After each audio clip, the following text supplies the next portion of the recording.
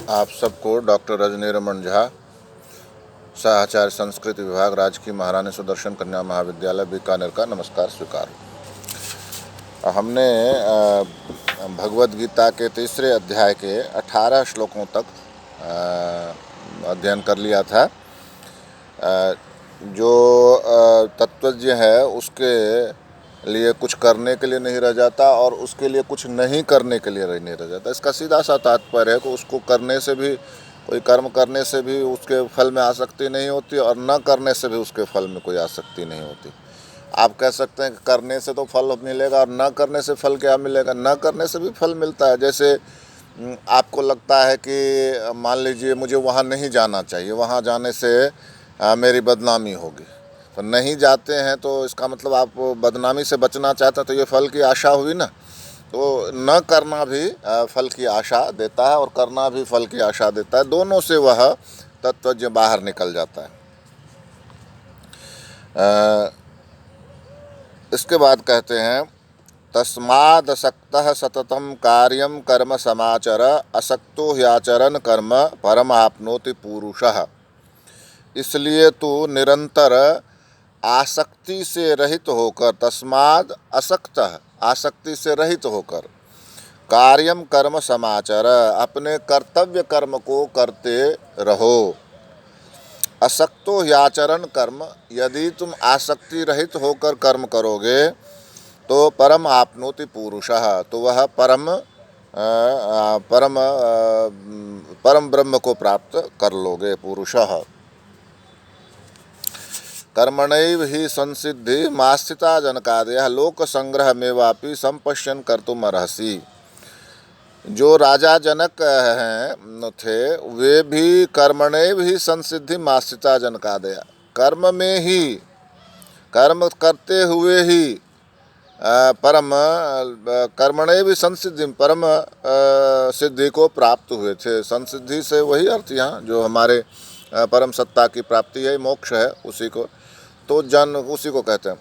तो जनक आदि जो राजा हुए वे अपने कर्म करते हुए ही उन्होंने परम संसिद्धि को प्राप्त किया। इसलिए लोक संग्रह में वापी, लोक संग्रह को देखते हुए भी संपश्यन कर्तुम अर्हसि, तुम कर्म करने योग्य हो। लोक संग्रह को देखते हुए भी तुम कर्म करने योग्य हो, यानी तुझे कर्म करना चाहिए। लोक संग्रह क्या होता है?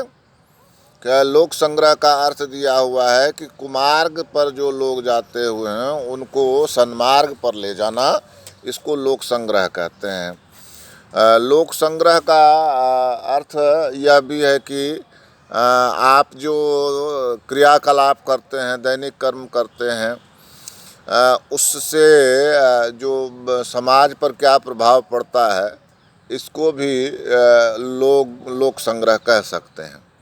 तो लोक संग्रह करते हुए भी लोक संग्रह में वापस संपश्यन कर्तुम अर्हसि, लोक संग्रह को देखते हुए भी, क्योंकि तुम्हारे कार्य से समाज पर फर्क पड़ेगा, समाज को फर्क पड़ेगा, देश को फर्क पड़ेगा, लोग जुड़ेंगे, लोग भी वह उस तरह का कर्म करना चाहेंगे जैसा तुम्हारा अच्छा कर्म होगा, तो इसको लोक संग्रह कहते हैं। तो उस लोक संग्रह को देखते हुए भी तुम जो हो अपना कर्म करना तुमको कर्म करना चाहिए। पहली बात क्या कही कि असक्त, मतलब किसी प्रकार की आसक्ति से रहित होकर कर्म करना, कार्य कर्म। और यदि असक्त होकर कार्य करोगे तो उस परम पुरुष को, परम ब्रह्म को प्राप्त कर लोगे, ये कहा। फिर कहते हैं कि कर्म तो करना ही पड़ेगा। राजा जनक आदि ने भी कर्म करते हुए ही संसिद्धि प्राप्त की थी, मोक्ष को प्राप्त किया था या परम सिद्धि को प्राप्त किया था। यानी जहाँ परम सिद्धि क्या होती है, जहाँ कुछ करने के लिए शेष नहीं रह जाता, उसको ही परम सिद्धि कहते हैं, मुक्ति कहते हैं उसको। लोक संग्रह में वापी, लोक संग्रह को देखते हुए भी संपश्यन कर्तुम अर्हसि, तुम कर्म करने के योग्य हो। लोक संग्रह में वापी, लोक संग्रह को देखते हुए भी तुम कर्म करने के योग्य हो। यानी तुम्हारे कर्म से समाज को अंतर पड़ेगा, समाज प्रेरणा लेगा, समाज कर्म करेगा, या साधारण रूप से भी समाज के लोग एक दूसरे से अपने कर्म के द्वारा ही जुड़े रहते हैं। तो यह लोक संग्रह जो है, यह इसको देखते हुए भी तुम कर्म करो। और यहाँ पर बात ये बताई गई है कि किसी को कुमार्ग से हटाकर सन्मार्ग पर लाना लोक संग्रह कहलाता है। तो ये और अच्छी बात हो गई कि कोई कुमार्ग पर जाता है उसको सन्मार्ग पर लाएंगे। तो ये लोक संग्रह यदि है तो ऐसा कर्म तो करना ही चाहिए सबने। तो यही यहाँ पर कह रहे हैं। आगे स्पष्ट होता है कि यद यद आचरते श्रेष्ठ तत्तदेवेतरो जनः स यत् प्रमाणम कुरुते लोकस्तद अनुवर्तते। यद यद आचरति श्रेष्ठ, जो श्रेष्ठ व्यक्ति जैसा जैसा आचरण करता है, तत्तदेवेतरो जनः, वही वही दूसरे लोग भी आचरण करते हैं। श्रेष्ठ व्यक्ति जो आचरण करता है वही वही दूसरे लोग आचरण करते हैं। मतलब स यत् प्रमाणम कुरुते लोकस्तद अनुवर्तते, वह जिसको प्रमाण बनाता है लोक उसका अनुवर्तन करते हैं। यद यद आचरति श्रेष्ठ, जो श्रेष्ठ व्यक्ति है, श्रेष्ठ व्यक्ति कोई कैसे बनता है? अपने आचरण से। तो वह जो आचरण करता है श्रेष्ठ व्यक्ति, लोक उसका अनुवर्तन करते हैं, यानी उसी तरह से करना चाहते हैं। स्वयत प्रमाणम कुरते, वह जिस कार्य को प्रामाणिक बना देता है। जैसे मान लीजिए अभी हाल के वर्षों में यदि आप मान लीजिए महात्मा गांधी हैं या सुभाष चंद्र बोस हैं या भगत सिंह हैं, तो ये श्रेष्ठ व्यक्ति हैं। तो इन्होंने जो कर्म किए, समाज भी वैसा, लोक भी वैसा कर्म करना चाहता है। और उन्होंने जिसको भी प्रमाण बना दिया, प्रमाण बना दे से गांधी जी ने कहा कि भाई सत्य और अहिंसा जो है ये मेरे लिए सबसे ऊपर है, तो उसको प्रमाण बना दिया उन्होंने। तो लोक भी सत्य और अहिंसा का अनुसरण करना चाहता है, यही इसमें कह रहे हैं। इसलिए बहुत ही जो श्रेष्ठ व्यक्ति है वह जो भी आचरण करता है वह बहुत ही ध्यान से देखा जाता है। किसके द्वारा? लोक के द्वारा, जनता के द्वारा, समाज के द्वारा। तो इसलिए वह जो कुछ भी प्रमाण बनाता है, जो कुछ भी स्थापित करता है, वह लोक जो है उसका अनुवर्तन करता है, उसको उसी को करना चाहता है। तो इसलिए बहुत सावधानी से उसको काम करना होता है।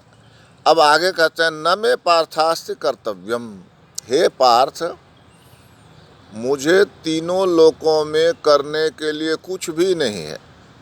तीनों लोक मेरे ही हैं, तो मुझे क्या करना है? त्रिषु लोकेषु किंचन, तीनों लोकों में करने के लिए मेरे पास कुछ नहीं है।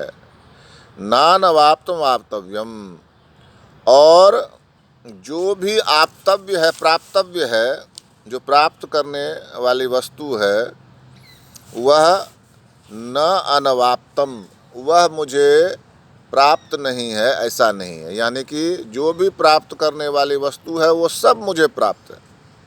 वर्त एव च कर्मणि, लेकिन फिर भी मैं कर्म में वर्ते मतलब लगा रहता हूँ। देखो अर्जुन, जो भी संसार में प्राप्य वस्तु है, मनुष्य अपने कर्म के द्वारा प्राप्त करना चाहता है। किसको? किसी भी फल को, किसी भी वस्तु को, किसी भी विचार को, जो मतलब फल के रूप में। तो कोई भी ऐसी प्राप्तव्य वस्तु नहीं है संसार में, यानी प्राप्त करने योग्य वस्तु नहीं है संसार में जो मुझे प्राप्त नहीं है। यानी मुझ में ही सब है, मैं सब में हूँ, तो मुझे तो सब प्राप्त ही है।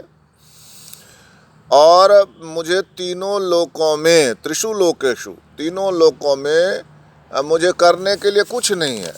न मैं पार्थास्ति कर्तव्यम, मेरे पास करने के लिए कुछ नहीं है, मुझे कुछ करने की आवश्यकता ही नहीं। त्रिषु लोकेषु किंचन, कुछ भी तीनों लोकों में। किंतु नानवाप्तम आप्तव्यम, और जो भी प्राप्तव्य है वह मुझे प्राप्त नहीं, ऐसा नहीं, यानी सब प्राप्त है। किंतु वर्त एव च कर्मणि, लेकिन मैं कर्म ही करता रहता हूँ, कर्म में लगा रहता हूँ, कभी अकर्म में नहीं जाता। यदि ह्यहम न वर्तेयम जातु कर्मण्यतन्द्रितः मम वर्तमानुवर्तन्ते मनुष्याः पार्थ सर्वशः। यदि मैं अतंद्रित होकर यानी आलस्य रहित होकर, प्रमाद रहित होकर, बिल्कुल सावधान होकर कर्म, यदि मैं कर्मणि कर्म में अतंद्रित होकर बिना आलस्य किए न वर्तेयम, यदि मैं नहीं बरतता हूँ, निश्चय ही, जातु मतलब बल देते हैं किसी पर, यदि मैं आलस्य और प्रमाद रहित होकर नहीं बरतता हूँ, कर्म में नहीं बरतता हूँ, मम वर्तमानुवर्तन्ते, तो मेरे मार्ग पर चलकर मनुष्याः पार्थ सर्वशः, वो जो मनुष्याः पार्थ सर्वशः, मेरे ही मार्ग को जो मनुष्य सर्वशा हर तरह से अनुसरण करते हैं। तो क्या होगा, यदि मैं कर्म नहीं करता हूँ, यदि हम न वर्तेयम, अब मैं अगर आलस्य रहित होकर कर्म नहीं करूँ तो मेरे मार्ग को ही ये जो लोग हैं सभी तरह से बरतने लगेंगे, यानी कि कर्म नहीं करेंगे। फिर क्या होगा, उत्सीदेयुरिमे लोका न कुर्याम कर्म चेदहम शंकरस्य च कर्तास्याम उपहन्यामि माः प्रजाः।